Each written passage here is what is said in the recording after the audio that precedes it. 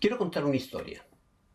Como todas las historias, tienen un pasado, un presente y un futuro esperado y deseable, pero también, como todas las historias, un futuro real y a veces inevitable. El contexto de la historia es la sociedad de la información y el conocimiento, conceptos que a veces se utilizan acríticamente. La sociedad de la información dice relación con la capacidad de almacenamiento y distribución de información. La sociedad del conocimiento, por otro lado, está relacionada con la apropiación selectiva y crítica de la información para construir conocimiento. Los personajes principales, algunos personajes difíciles, son las tecnologías de la información y el conocimiento, nuestras famosas TIC, la brecha digital, desarrollo sostenido, la inclusión social, la inclusión educativa y la inclusión digital. Como ven, se trata más que personajes de procesos y conceptos. Revisaré brevemente las reflexiones en países de Europa, tratando de ser riguroso en todo momento y evitando un análisis simplificado. Con la ayuda de estas referencias, intentaré sacar algunas modestas conclusiones prácticas sobre el quehacer en el entorno educativo en Latinoamérica. Creo que es importante aprender de otras experiencias, aplicándolas creativamente al particular contexto latinoamericano. Mi nombre es Jaime Oyarzo Espinosa, profesor honorífico del Departamento de Ciencias de la Computación de la Universidad de Alcalá, España, consultor de proyectos de diseño instruccional de Lund University en Suecia. Partiré de unas constataciones. En América Latina ha predominado un enfoque mecanicista en las estrategias y políticas para la sociedad de la información y el conocimiento, para analizar la brecha digital y la inclusión digital. Simultáneamente, y eso no es difícil de constatar, los procesos de desarrollo sostenido y de inclusión enfrentan dificultades estructurales difíciles de superar. ¿Cómo podemos constatarlo? Por un lado, una deficiente integración de las TIC en la educación, una brecha digital que no se reduce, una limitada inclusión digital y un reducido impacto de la educación en el desarrollo. Vamos por parte. Consideremos la deficiente integración de las TIC en la educación.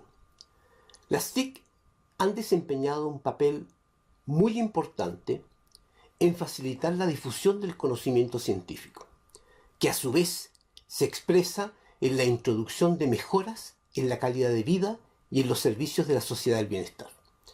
Sin embargo, en las sociedades de los países en desarrollo, su impacto ha sido muy reducido. Nos podríamos preguntar de las causas. ¿Son los intereses económicos? ¿Son la deficiente gestión del Estado? ¿Son factores estructurales de nuestras sociedades? ¿Es la brecha digital? Las desigualdades sociales, económicas y culturales causan la brecha digital. Y al mismo tiempo, estas desigualdades condicionan seriamente su reducción. Enfocamos la inclusión educativa como un camino a la inclusión social. La UNESCO define la educación inclusiva como el proceso de identificar y responder a la diversidad de las necesidades de todos los estudiantes. ¿De qué forma? Mediante la mayor participación en el aprendizaje, en la cultura y en las comunidades. La inclusión educativa total acoge la diversidad sin exclusión alguna.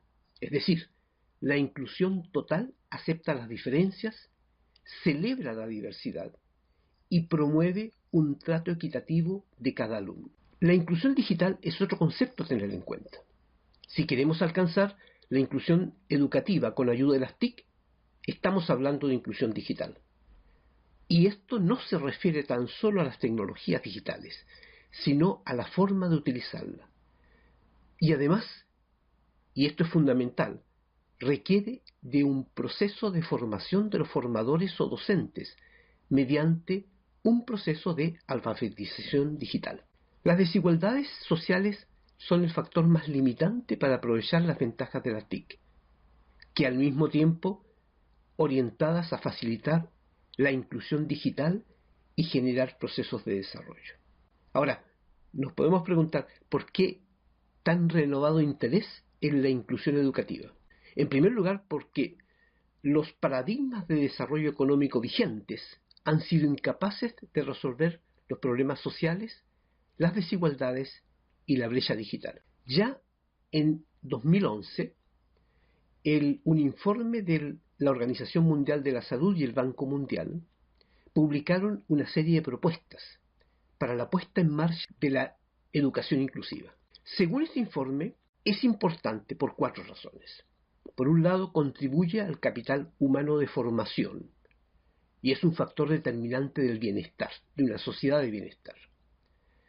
La exclusión conlleva enormes costes sociales y económicos. Y por otro lado, los objetivos del milenio de educación, que muchos países han firmado como un compromiso, no se conseguirán si no se garantiza el acceso a la educación para los niños con discapacidad. Los países que han firmado este convenio no podrán cumplir su compromiso. Como mencioné al comienzo, analizaré algunas experiencias en Europa. No es una tarea fácil, porque parten de consideraciones y contextos muy diferentes. En general, debemos reconocer que se han realizado progresos significativos en casi la totalidad de los países europeos. Conceptualmente, una educación para todos, accesible y de calidad, son principios aceptados, presentes en todos los sistemas educativos, aunque la puesta en práctica difiere por razones históricas, sociales y económicas. No debemos olvidar que los países son soberanos en los diferentes ámbitos, entre ellos la educación. En los países de Europa distinguimos 3 sistemas educativos no excluyentes. Un sistema educativo único y integrado, que no diferencia entre educación ordinaria y especial, un sistema educativo mixto y un sistema educativo especial, separado del sistema normal u ordinario. Estas políticas y prácticas repercuten positivamente en las TIC para la inclusión. El desarrollo de las TIC para la inclusión digital, pueden agruparse en 6 áreas que están interrelacionadas y que requieren igual consideración. 1. La legislación y política centrada en los derechos y beneficios. 2. Infraestructura TIC. 3. Formación de profesionales. 4. Potenciar las escuelas. 5. Comunidades de práctica. Y 6. Empoderamiento de los estudiantes. Los posibles beneficios de la revolución digital en el ámbito de la educación son múltiples. Buscar adquirir conocimientos de otras fuentes distintas de sus profesores y centros de enseñanza, a menudo gratuita. Llegar a nuevos grupos de estudiantes. El aprendizaje no se restringe a horarios y métodos de clase y puede ser personalizado. Nuevos proveedores de enseñanza. Los profesores pueden compartir y crear contenidos con compañeros. Hay una mayor cantidad de recursos educativos, una mayor variedad, y las tecnologías abiertas permiten aprender en cualquier momento, en cualquier lugar, mediante cualquier dispositivo y con la ayuda local de cualquier persona. La educación abierta ejerce una enorme influencia en el cambio e innovación de la educación. Muchas universidades han iniciado programas de recursos educativos abiertos, tanto en estudios de grado como en estudios de posgrado y educación continua para adultos. Esta concepción de educación abierta está cambiando el paradigma tradicional del aprendizaje, porque aleja el foco de las organizaciones educativas y del maestro como la única fuente de aprendizaje, y fomenta el aprendizaje autónomo, el autoaprendizaje de toda la vida. En este contexto surgen los MOOC, aquellos cursos online masivos y gratuitos, que tienen una duración entre 4 y 12 semanas, habitualmente con una semana introductoria o de inducción y 1 o 2 semanas para que los estudiantes construyan algún material para la evaluación final. El tiempo estimado de dedicación de los estudiantes de más o menos 2 a 6 horas por semana. Los materiales didácticos están secuenciados y los recursos de aprendizaje están distribuidos durante el curso, los textos, los vídeos, las actividades, los ejercicios, los documentos de referencia, y se encuentran disponibles online. Naturalmente que surgen problemas y preocupaciones respecto a la privacidad y la suplantación de identidades. Pero varias universidades con cursos y programas online están implementando sistemas de verificación para evitar el plagio durante los exámenes y comprobar la identidad de las personas que están examinándose online. He recorrido contextos y conceptos para aterrizar en el tema central de esta conferencia, la alfabetización científica. Según varios autores, la alfabetización científica es una competencia clave para la inclusión social y la participación ciudadana, científica y social activa en la era digital. ¿Qué es necesario para alcanzarla? Nos podemos preguntar. Tenemos varios factores. Uno de ellos es el apoyo a las instituciones gubernamentales y educativas. Otro es el proyectos para facilitar la comprensión básica de los conceptos y procesos científicos. Son necesarios científicos alfabetizados que entienden el papel de la ciencia y la tecnología en la vida diaria. Es necesario políticas públicas que analicen los riesgos y beneficios de los avances científicos. Debemos constatar que las habilidades científicas se promueven básicamente a través de la educación formal, donde los profesores ayudan a los estudiantes a diseñar y evaluar la investigación, a interpretar los datos y a divulgarlos como explicaciones científicas. ¿Cómo promovemos la alfabetización científica entonces? A través de escuelas y universidades, es decir, el aprendizaje formal, mediante cursos y proyectos en línea para las comunidades de práctica, un aprendizaje informal, mediante recursos educativos abiertos y redes sociales. De nuevo, un aprendizaje informal. Es necesario completar la alfabetización técnica con la adquisición de competencias relacionadas con la búsqueda, análisis, selección y comunicación de datos e información. Y nos surgen naturalmente varias preguntas. ¿Puede el desarrollo de la alfabetización científica aumentar las oportunidades de participación? ¿Cómo apoyar el desarrollo de habilidades de pensamiento científico? Particularmente, la calidad de la argumentación científica. No olvidemos que aprender a argumentar con evidencia es esencial para comprender cómo se construye y valida el conocimiento científico. Algunas respuestas son proporcionando materiales de aprendizaje significativos mediante tecnologías fáciles de usar, mediante proyectos interesantes, mediante comunidades de práctica. Esto requiere adoptar una metodología basada en la investigación que proporcione las oportunidades de autoexpresión y la responsabilidad de tomar decisiones informadas. Los rápidos avances de la ciencia y la tecnología abarcan temas que no deben ser tratados únicamente por la comunidad científica. Los ciudadanos necesitan tener la habilidad para evaluar afirmaciones sobre la ciencia en los medios de comunicación. Es habitual que noticias científicas afecten nuestras vidas. Por ejemplo, tratamiento de alimentos, el medio ambiente, organismos genéticamente modificados, los avances de la medicina y otras noticias.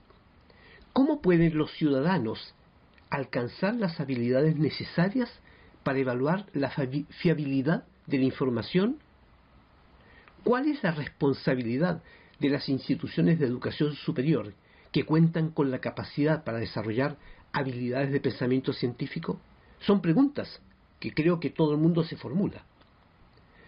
Quiero mostrar un ejemplo de un proyecto europeo, Engage, que es un proyecto que está orientado a dotar a la próxima generación para el compromiso activo en la ciencia y que tiene como objetivo ayudar a los educadores a desarrollar la convicción, el conocimiento y la práctica para algo que ellos llaman el RRI, que en castellano sería investigación e innovación responsable.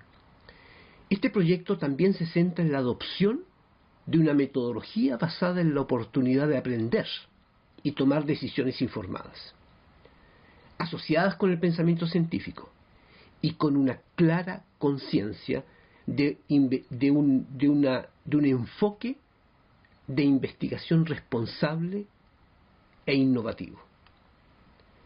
Está basado en la investigación e innovación responsables como un enfoque inclusivo para asegurarse que todos los ciudadanos comprendan los riesgos y beneficios de las innovaciones. En la medida que el impacto de la innovación científica es incierto y requiere conocimientos y destrezas para reflexionar sobre las implicaciones sociales y éticas. Los materiales de formación, es decir, la lección, la secuencia y los proyectos, se han diseñado para fomentar 10 destrezas de indagación esenciales, que están un poco descritos en esta imagen y que tienen que ver con el plantear preguntas, con el cuestionamiento de las fuentes de información, con examinar consecuencias, con estimar riesgos, con analizar patrones, es decir, interpretar observaciones y datos, sacar conclusiones, criticar afirmaciones, justificar opiniones y otros de estas destrezas que son fundamentales para la investigación científica. Por ejemplo, aquí tenemos un ejemplo. ¿Cómo reaccionar ante una situación, ante este tipo de noticias? No es fácil. Y la ciudadanía necesita esas habilidades y esas competencias que le permitan evaluar y que le permitan identificar cuánto de cierto o no hay, o cuánto de veracidad o no hay en una noticia asociada con un avance científico. Las herramientas pedagógicas que se plantea desarrollar este proyecto están asociadas con la resolución de problemas, con el trabajo colaborativo y discusiones en grupo, y con la evaluación del rendimiento asociado a la evaluación de diferentes escenarios, que son herramientas pedagógicas que permiten desarrollar destrezas de indagación para la investigación y la innovación científica responsable. Es un consorcio formado por varias universidades en Europa que está orientada en esta perspectiva y me parece un objetivo bastante interesante para analizar y que podríamos tener en cuenta cuando analicemos el tema de la alfabetización científica y el tema de la innovación y la investigación responsable. Como podemos ver, es todo un desafío. Y como todos los desafíos, abre una fantástica oportunidad para desarrollar la tercera misión de la universidad en el ámbito de los 3 ejes: emprendimiento, innovación y compromiso social. Tal como explica Jorge García Riart, director del Centro de Comunicaciones de la Universidad Católica. Aparte de hacer docencia e investigación, la universidad también debe generar un impacto social a través del emprendimiento, la innovación y la responsabilidad social. Podemos constatar entonces la existencia de dos contextos separados asociados a la alfabetización científica: el contexto ciudadano y el contexto académico. En relación a estos dos contextos, es decir, el contexto ciudadano y el contexto académico, quiero mencionar algunos ejemplos. Según la Comisión Europea, es crucial desarrollar las competencias STEM. Están relacionadas con ciencia, tecnología, ingeniería y matemáticas. Es crucial para el crecimiento de la sociedad, porque la demanda de mano de obra calificada en sectores de tecnología e investigación son altas, y además porque los ciudadanos solo podrán enfrentarse a los desafíos de hoy y de mañana si disponen de estas competencias.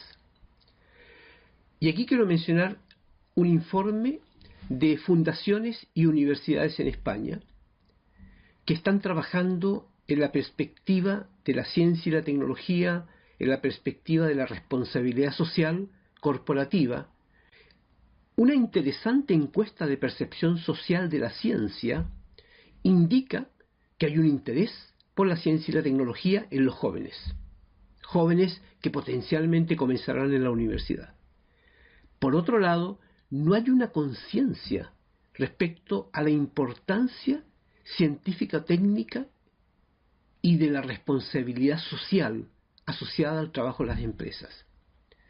Y por último, no hay una buena imagen del impacto ambiental de las industrias, pero eso es entendible. Se han producido tantas catástrofes ambientales que naturalmente esto afecta la creencia o la buena imagen respecto a la responsabilidad social y ambiental de estas empresas. Un ejemplo que quiero mencionar dentro del contexto social es el ejemplo de los telecentros en Brasil. Y es un ejemplo porque hay varios otros ejemplos en México y en otros países latinoamericanos, así también como en países en Europa, por ejemplo en el caso de España.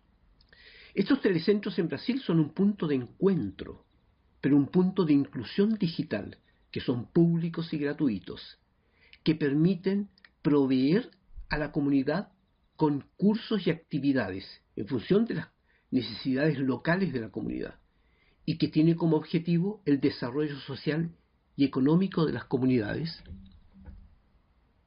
de reducción de la exclusión social y de ofrecer oportunidades de inclusión social.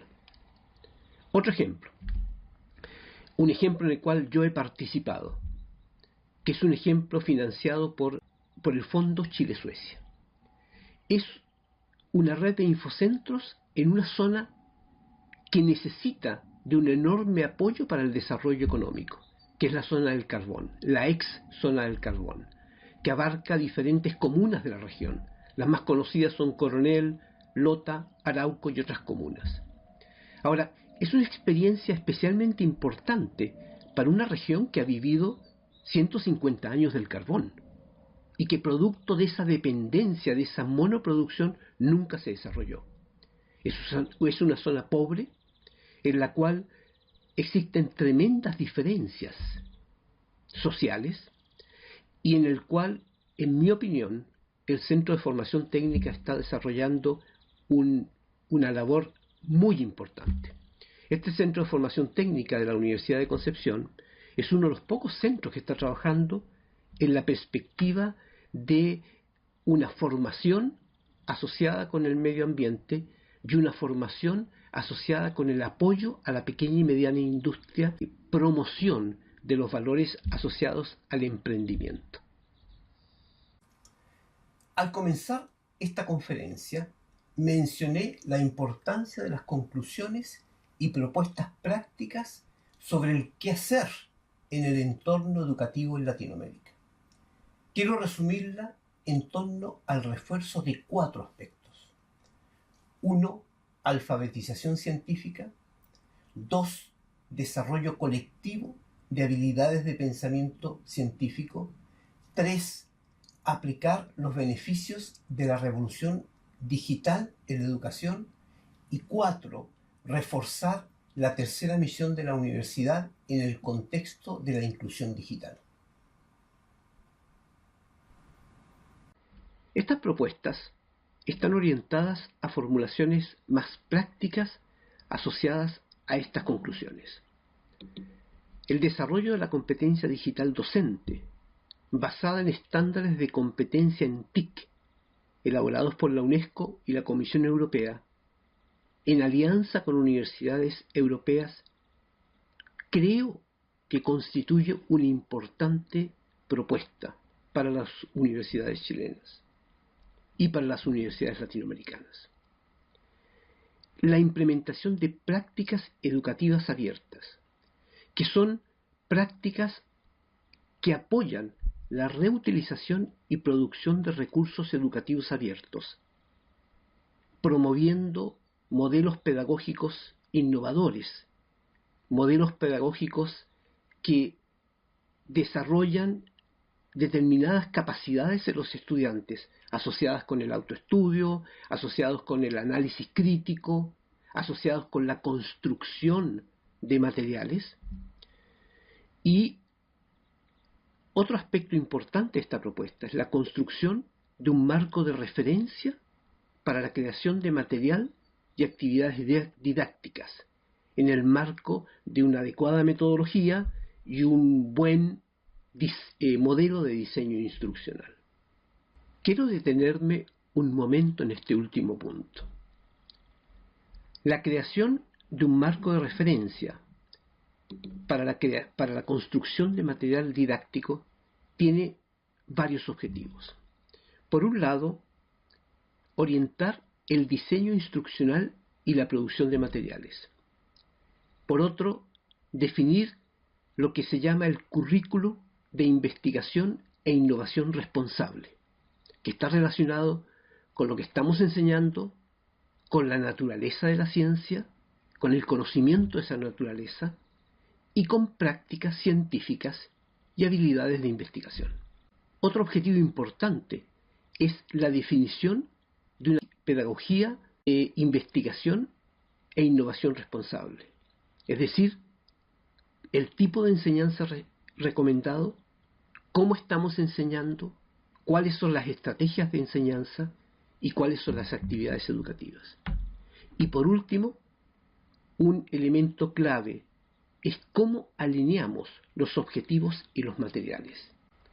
Otro punto en el que quería detenerme un momento es cómo diseñamos instruccionalmente. Personalmente utilizo un modelo que se llama el diseño en retrospectiva, que parte de la definición de los objetivos, es decir, que quiero que los estudiantes comprendan, que quiero que aprendan, que sean capaces de hacer. Establezco una identificación clara del resultado que espero. Cuando ya lo tengo definido, paso al siguiente paso, la evaluación. Es decir, ¿cómo compruebo que han aprendido? ¿Cómo evalúo las evidencias aceptables que considero para la evaluación? Y esas, naturalmente, está asociado con los objetivos que me he planteado.